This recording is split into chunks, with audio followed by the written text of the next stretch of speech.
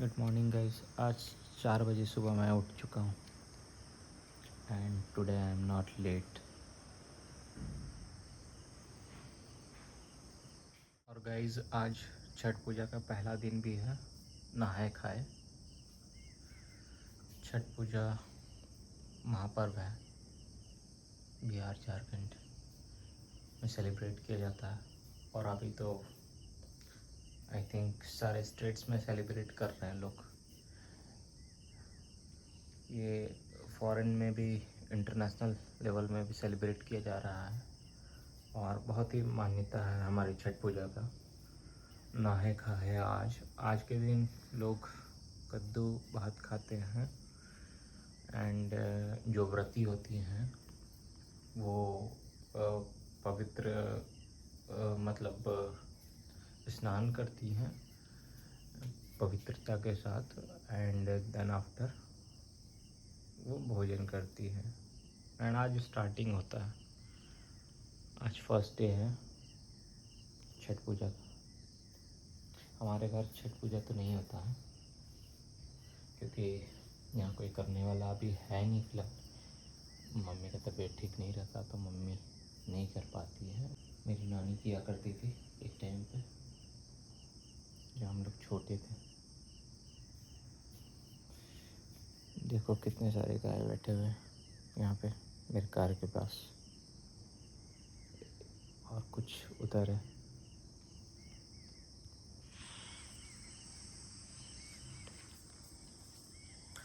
तो आज मेरे ब्लॉग का सेकेंड डे है जो मैंने चैलेंज किया। सेकेंड डे मैं उठ गया हूँ 4 बजे और अभी थोड़ा वॉकिंग ले रहा हूँ, फिर थोड़ा योगा करूँगा एंड फिर फ्रेश होके तो स्टडी करने जाऊँगा। सो गाइस अभी मैं नहा के रेडी हो गया हूँ और अब 5 बजने वाला है सुबह और मेरा बेड बिखरा हुआ है पूरा अभी भी और डेस्क भी बिखरा हुआ है। तो मेरा पहला दिन 24 अक्टूबर को तो व्लॉग हो गया। तो अब चलो इसको कट कर देते हैं आपके सामने। ये हो चुका है और आज भी हो जाएगा ये, क्योंकि मैं व्लॉग बना ही रहा हूँ तो आज भी हो जाएगा। तो इसको कट कर देंगे बाद में, ठीक है। और अब मैं जा रहा हूँ पूजा करने के लिए। पूजा कर लेता हूँ एंड पूजा करने के बाद फिर कुछ ब्रेकफास्ट कर लूँगा एंड देन स्टडी करने बैठ जाऊँगा। चलो बाय।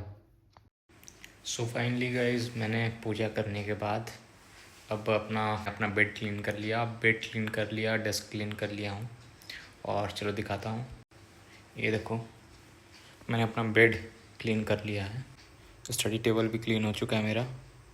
और अब बज रहे हैं 5:20 हो रहे हैं और काफ़ी टाइम हो चुका है।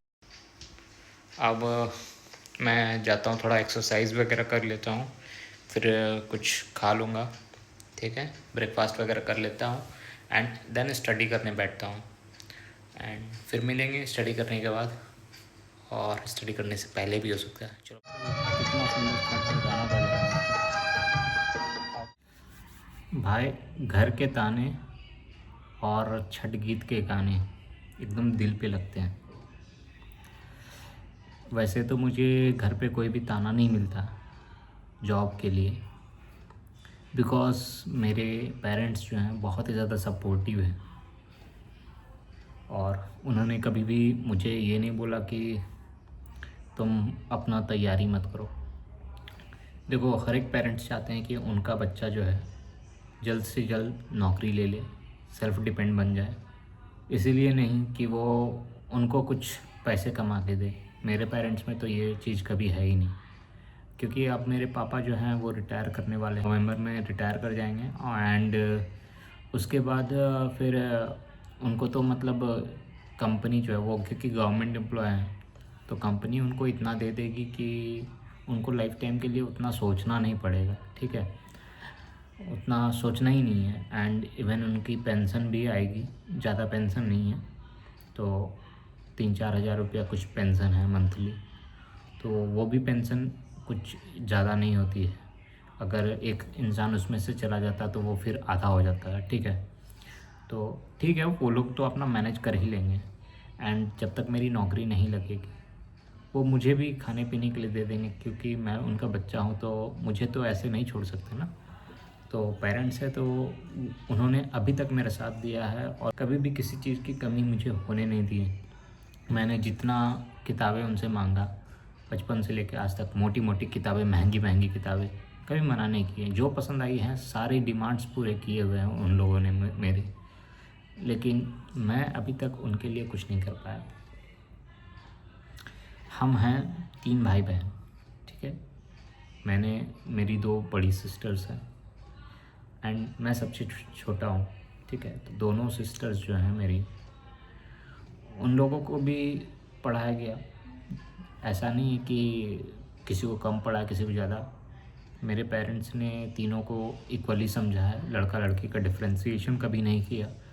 तो उनको भी उतना ही पढ़ाई पे खर्चा लगा है, उतना ही किया उन लोगों ने।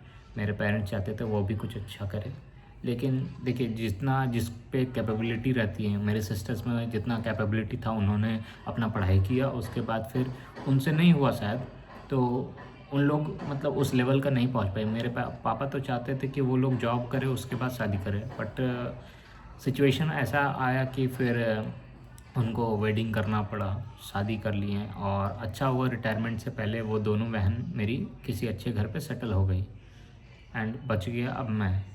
लेकिन मेरा मानसिकता तो यही है कि मैं अपने पेरेंट्स के लिए कुछ अच्छा करूँ, क्योंकि मेरे पेरेंट्स ने इतना जो किया ना, मुझे उसका ये चीज़ पता है। और उसका कर्ज तो मैं ज़िंदगी भर कभी नहीं चुका पाऊँगा, लेकिन हाँ, हर बच्चे को अपने माँ बाप के लिए करना चाहिए, ठीक है। चाहे वो गरीब हो या कुछ भी हो, लेकिन पेरेंट्स तो कुछ ना कुछ करते हैं। जो अगर घर में ताने भी देते हैं ना, डांटते भी हैं, तो उनका हक है, अधिकार है, ठीक है। तो ठीक है, मेरे पेरेंट्स तो कोई ताने नहीं देते हैं ना, अभी तक भी जॉब के लिए बोल रहे हैं। हाँ, चाहते हैं कि जॉब लग जाए। उनको भी पता है कि बेटा पूरा मेहनत कर रहा है नौकरी के लिए, बट ट्राई तो मैंने बहुत जगह किया कि मेरी लग जाए नौकरी। अप्लाई भी किया फॉर्म एंड बहुत एग्ज़ामिनेशन भी दिया, बट मेरा हो ही नहीं रहा selection. I don't know why. And मेरा एक जो ये यूपीएससी का प्रिपरेशन रहा है इतना लॉन्ग प्रोसेस में, एंड मल्टीपल टाइम्स मैंने फेलियर फेस किया प्रीलिम्स यूपीएससी में। एंड ये सबसे बड़ा गलती किया मैंने कि मैंने सिर्फ इस पे ही ध्यान दिया। और मैंने क्योंकि मेरा प्लेसमेंट भी कॉलेज में हुआ था, मेरे पास ऑफ़र लेटर अभी भी है, पुणे में हुआ था placement, sigma manufacturing private limited. And मैं मैकेनिकल बैकग्राउंड से हूँ, बट ईयर गैप होने के चलते अब मुझे कोई भी कंपनी जल्दी लेना नहीं चाह रही है, बिकॉज मैं अभी तक फ्रेशर हूँ और इतना ईयर गैप हो चुका है मेरा। तो ये मेरे लिए बहुत ही मतलब प्रॉब्लम वाली बात है। बट मैं अभी भी हिम्मत नहीं आ रहा हूँ, मेरे अंदर अभी भी हौसला है, और उसी हौसले के साथ मैं अभी भी यूपीएससी की प्रिपरेशन अच्छे से कर रहा हूँ। और माइंड में पॉजिटिविटी है कि definitely I will clear this examination. पता नहीं होगा या नहीं होगा, आई डोंट नो, बट वो पॉजिटिविटी मेरे अंदर जो पहले अटैम्प्ट में था, प्रिपरेशन स्टार्ट करने से पहले जो था पॉजिटिविटी, वो अभी भी बरकरार है। और मुझे लगता है कि मैं कहीं ना कहीं कुछ कर लूँगा। इवन जनरल कैटेगरी में रहने के बावजूद मुझे ऐसा फील हो रहा है कि कभी तो कभी किस्मत मेरी साथ देगी कि मैं कहीं अच्छी जगह सेटल हो जाऊंगा और लाइफ में कुछ अच्छा अचीव करूंगा। बस यही चाहता हूं कि पापा रिटायर कर रहे हैं, तो उससे पहले या फिर पापा के रिटायरमेंट के बाद मेरा कुछ अच्छा हो जाए, ताकि उन लोगों को मैं कभी भी कमी महसूस ना होने दूँ जब तक उनकी जीवन है। क्योंकि एज भी हुआ है तो मतलब एक डर मन में बैठा रहता है, इसलिए मैं बाहर कहीं भी अर्निंग करने आज तक नहीं गया। उनके मतलब हेल्थ इश्यूज़ के लेके ही मैं कभी प्रिपरेशन करने भी बाहर नहीं किया यूपीएससी के लिए, just because of my parents. घर में इतनी परेशानियां मैंने झेली है ना, ये सिर्फ मैं ही जानता हूँ। लोग तो देख के बहुत चीज़ बोल सकते हैं, लेकिन मैंने क्या फेस किया ये सिर्फ मैं जान रहा हूँ। बट वक्त जब आएगा, ऐसा कभी ऐसा सिचुएशन आएगा, तब मैं सारी बातें शेयर करूँगा कि मैंने क्या क्या फेसेस किए हैं, क्या स्ट्रगल मैंने किया है इस यूपीएससी प्रिपरेशन के दौरान, क्यों मैंने इतना मल्टीपल टाइम्स फेलियर फेस किया, क्या गलतियाँ रही। तो ये सब कुछ मैं शेयर करूँगा आने वाले टाइम पे। और मैं अभी ये जो चैलेंजेस खुद को दिया हूँ डेली व्लॉगिंग से मेरे बोलने का जो वे है वो तो इम्प्रूव होगा ही, क्योंकि अभी पहले जब मैं जब बोलना स्टार्ट किया था व्लॉगिंग में, तो आपने देखा होगा कि जब मैं बातें करता था तो ऐसे ऐसे ऐसे इधर उधर देखता था ना, मेरा फोकस इधर उधर डिस्ट्रैक्ट था। अभी मेरा मतलब सीधा मतलब ये है मोटो कि मैं कैमरा में देख के बातें करूँ, ऐसा लगे कि मेरे सामने कोई बैठा है और मैं बातें कर रहा हूँ उनसे, ठीक है। तो इसीलिए मैं इसमें इम्प्रूवमेंट करना चाहता हूँ खुद में, और बोलने का तरीका इम्प्रूव होगा। ऐसे तो मैं बात कर लेता हूँ किसी से भी, या किसी को कुछ एक्सप्लेन करना होता है तो बहुत अच्छे तरीके से एक्सप्लेन कर लेता हूँ, लेकिन जहाँ तक बात आती है कैमरा की, तो कैमरा में बोलना बहुत बड़ी बात होती है, अकेले में भी बहुत बड़ी बात होती है, और इवन पब्लिक में बोलना तो और भी उससे भी। तो अभी मैं फ़िलहाल तो यहाँ पे ट्राई कर रहा हूँ, यहाँ अगर बोल लूँगा तो फिर पब्लिक में भी होगा ना। तो इसलिए स्टार्टिंग मेरा यहाँ से है, और कंसिस्टेंसी इससे मेरा बरकरार रहेगा स्टडी का। अभी मुझे दिन रात मेहनत करना है पापा के रिटायरमेंट होने से पहले। अगर पापा जिस दिन रिटायर करेंगे ना 30 को, तो मैं तब तक मैं खुद को चाहता हूँ इतना खुद को मतलब मजबूत बना लूँ ना, ताकि मुझे प्रॉब्लम ना हो पापा के रिटायरमेंट के बाद। एटलीस्ट मैं ट्यूशन पढ़ा के भी कुछ अर्निंग का सोर्स बन पाऊँ घर के लिए।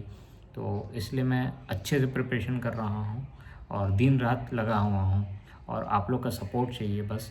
आप लोग सपोर्ट कीजिए, मेरे चैनल को देखिए, मुझे गाइड कीजिए, अगर मैं कहीं गलती कर रहा हूँ तो मुझे गाइड कीजिए, और मुझे बताइए मुझ में क्या कमी है, मैं और ख़ुद में क्या इम्प्रूवमेंट कर सकता हूँ। और मेरे चैनल को सपोर्ट कीजिए, लाइक कीजिए, शेयर कीजिए, और लोगों तक पहुँचाइए मेरी बात। लोग मेरे चैनल को सब्सक्राइब करें, ताकि मैं एटलीस्ट मुझे यहाँ से भी कुछ हेल्प हो जाए फाइनेंशियली। मैं किसी से भीख नहीं मांग रहा हूँ कि मुझे क्यूआर कोड मेरा रहेगा, स्कैन करके मुझे पैसे ट्रांसफ़र कर दो। ऐसा नहीं है, मुझे इतना तो कमी कभी भी नहीं होगी, इतना भी मैं कमज़ोर नहीं हूँ। मेरे से डाउन वाले लोग ना अच्छा अर्न कर ले रहे हैं, तो मुझ में क्या कमी है? मुझ में टैलेंट की कमी नहीं है। मैं चाहूँगा तो किसी भी तरीके से पैसे कमा सकता हूँ। इवन मुझ में एडिटिंग का स्किल है, हर एक चीज़ का। अब मैंने एडिटिंग कहीं से सीखा नहीं है। मैं ये नहीं बोल रहा कि मैं प्रोफेशनल एडिटर हूँ, हाँ, बट थोड़ा बहुत मैंने खुद से सीखा है, और बचपन से स्किल रहा है, ये चीज़ इंटरेस्ट रहा है इन सब चीज़ों पे। तो टैलेंट मुझ में बहुत सारा चीज़ है, और धीरे धीरे टैलेंट दिखता ही जाएगा, क्योंकि इम्प्रूवमेंट जो जैसे जैसे बोलने पे इम्प्रूवमेंट होगा ना, तो टैलेंट वैसे वैसे आपको दिखता जाएगा मेरा। और यही सब बातें हैं। और मैं अपना पढ़ाई भी आज सुबह से किया हूँ। सुबह मैं जब आपके पास आया था व्लॉगिंग में, स्टार्टिंग में आपने देखा होगा, फिर मैं स्टडी करने चला गया था। एंड स्टडी करने के बाद आज तो बहुत ही अर्ली मॉर्निंग में उठ गया, तो अच्छा है। एंड अर्ली मॉर्निंग बात लेके, क्योंकि आज नहाए खाए का दिन है छठ पूजा का, तो बहुत ही मतलब अच्छा दिन है। एंड अभी 4 दिन छठ पूजा का वाइब्स रहेगा इधर झारखंड बिहार में। एंड मैं बोकारो स्टील सिटी झारखंड में रहता हूँ। तो अभी छठ पूजा का गाना यहाँ पे जो बज रहा है, इन्वायरमेंट जो वाइब्स बना हुआ है, बहुत ही अच्छा लगता है सुनने में।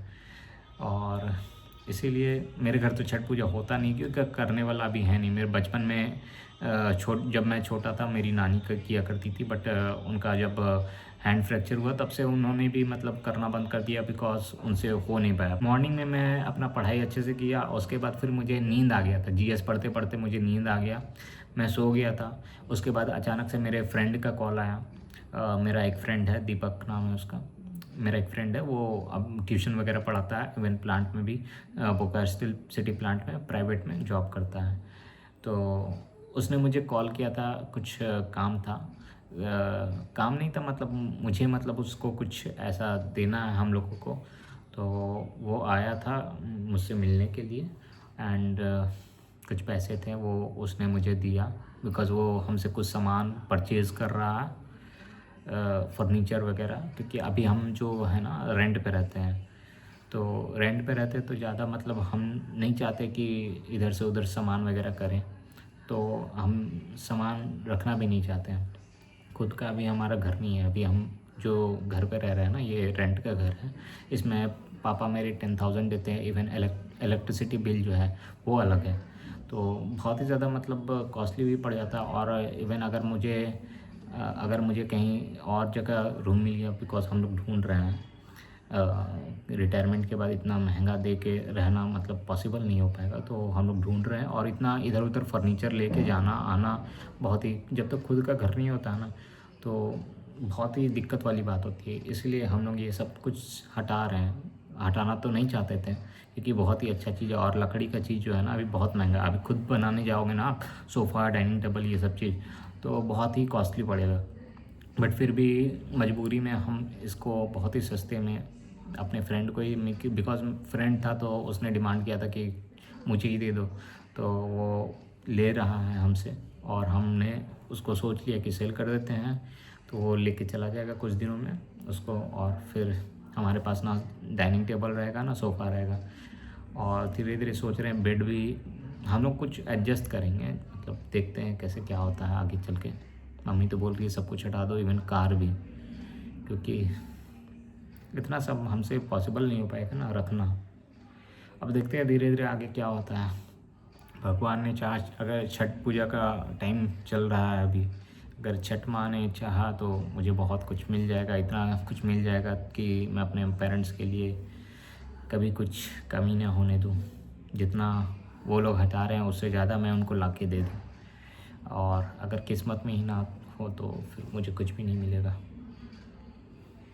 बस यही है, सब कुछ बातें शेयर करने का मन था, तो सोचा कि चलो कुछ स्टडी ब्रेक के बाद अभी मैंने लंच तुरंत करके आया और आपके पास आया, सोचा कि ये सब चीज़ शेयर करूँ। माइंड में चल रहा था, अभी फ्रेंड चला गया ना, तो फ्रेंड जाने के बाद ही मेरे माइंड में ये सब चीज़ चल रहा था। यार कितना मतलब मेहनत के पैसे से पापा ने ये सब चीज़ खरीदा, और मजबूरी में, क्योंकि खुद का अभी घर नहीं है तो उनको हटाना पड़ रहा है ये सब चीज़। तो बहुत ही मुझे बुरा लग रहा है ये सब चीज़, कि अगर अभी मैं सेटल रहता तो शायद ये सब चीज़ पापा नहीं हटाते।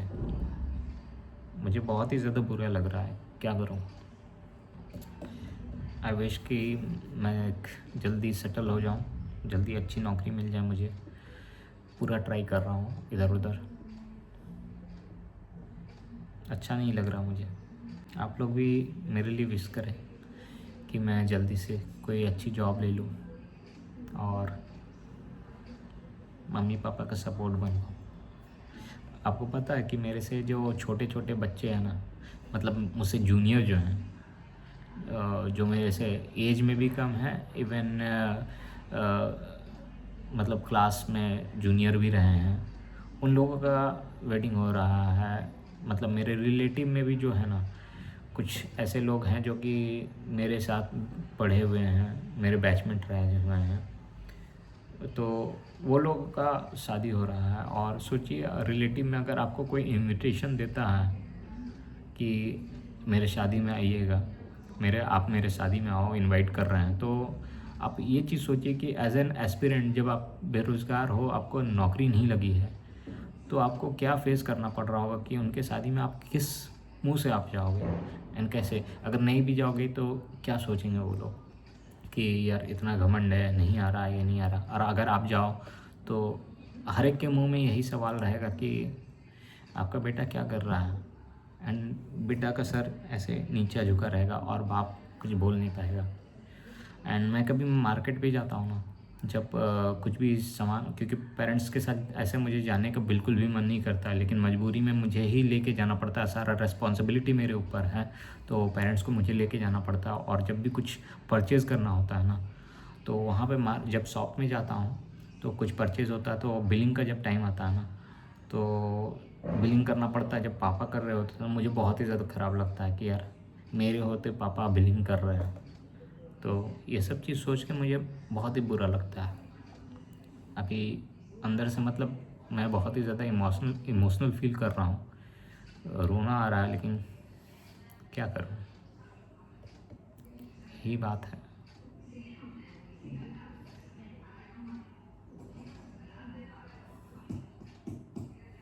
चलो कोई बात नहीं, हिम्मत नहीं हारने वाला हूँ।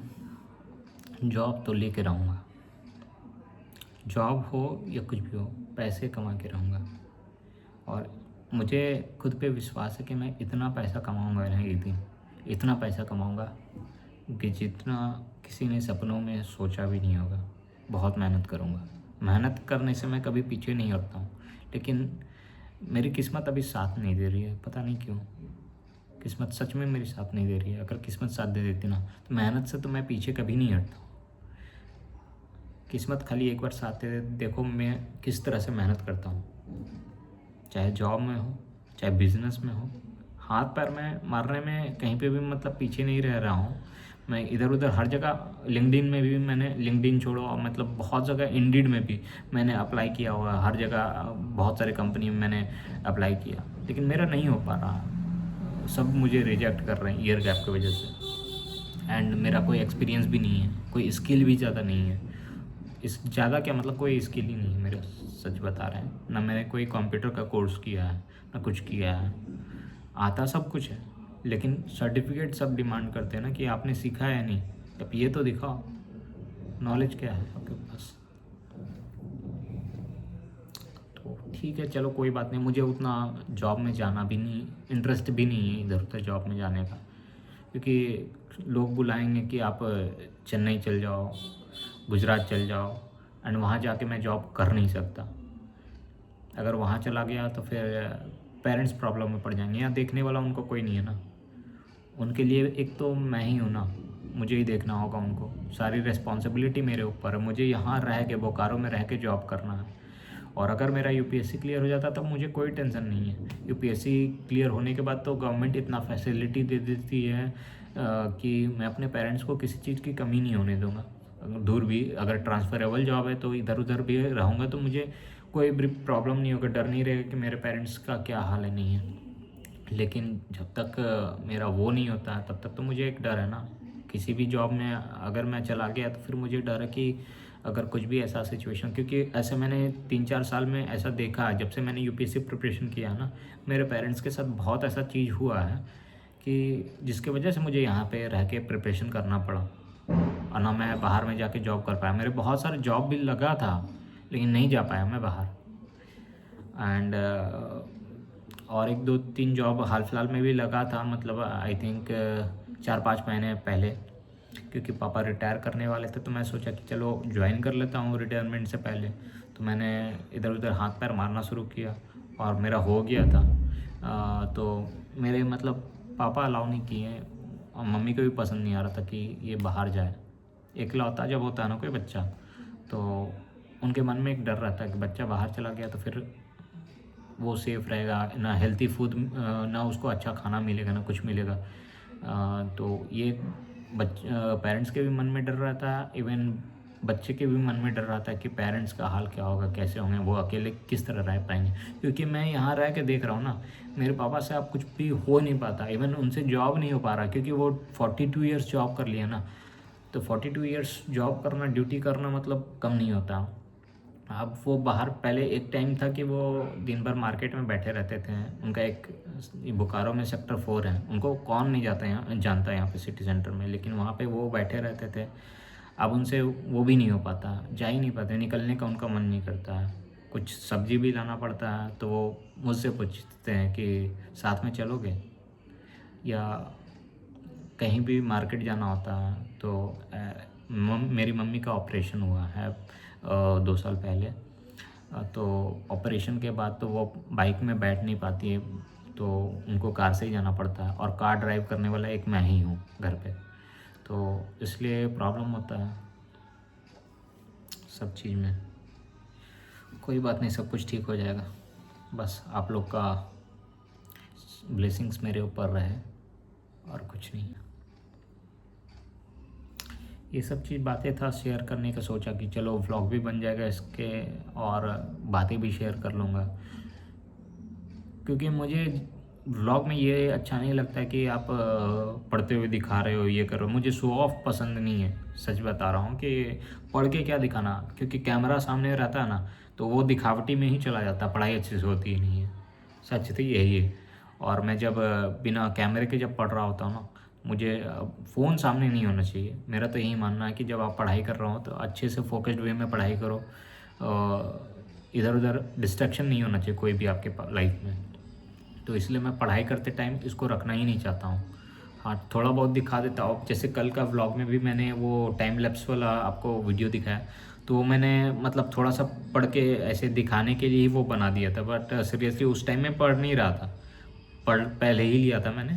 तो सोचा कि एटलीस्ट लोगों को पता चले ना कि ये पढ़ रहा है, आप मुझसे मोटिवेशन लो, मतलब आप भी मोटिवेट हो कि हाँ अगर ये कर रहा है तो आपको भी करना चाहिए। इसलिए मैं वो एक स्टडी वाला थोड़ा दिखा दिया। बट ऐसे अभी आज भी मैंने पढ़ाई कर लिया, तो ये मैं आपके पास आया हूँ। और ये बातें मतलब फ्रेंड आने के बाद मेरे माइंड में चल रहा था, तो सोचा कि ये चीज़ें शेयर करूँ आपसे, थोड़ा मन भी हल्का होगा कैमरा में आने पे। तो इसलिए और कोई बात नहीं है, व्लॉग बहुत लंबा हो गया। चलो ठीक है, व्लॉग को यहीं पे समाप्त करते हैं ना, फिर मिलेंगे, क्योंकि अब अभी तो ज़्यादा टाइम नहीं हो रहा, 2 ही बज रहे हैं। तो अब मैं जा रहा हूँ स्टडी करने के लिए, ज़्यादा लंबा नहीं करूँगा, थोड़ा एडिटिंग कर लेता हूँ। एडिटिंग करके व्लॉग को शाम को अपलोड करूँगा। व्लॉग शाम अपलोड, क्या बोल रहा हूँ, अभी टाइम कुछ ज़्यादा नहीं हुआ है, अभी मैं जा रहा हूँ। व्लॉग एंड यहीं पे एंड करते हैं, ठीक है। आप यहाँ तक देखते हो, डेली जो भी देखते हैं मेरे ब्लॉग को सपोर्ट करें, मेरे ब्लॉग को। और फिर से देखते हैं, कल भी आऊँगा और डेली न्यू ब्लॉग अच्छा सा कुछ जो माइंड में चलेगा वो आपसे शेयर करता रहूँगा। और अभी मैं जा रहा हूँ स्टडी करने के लिए, एडिटिंग करने के बाद स्टडी करूँगा, और स्टडी करने के बाद फिर शाम को देखते हैं, ब्रेक जब लूँगा तो व्लॉग को अपलोड कर दूँगा। चलो ठीक है, बाय, थैंक यू।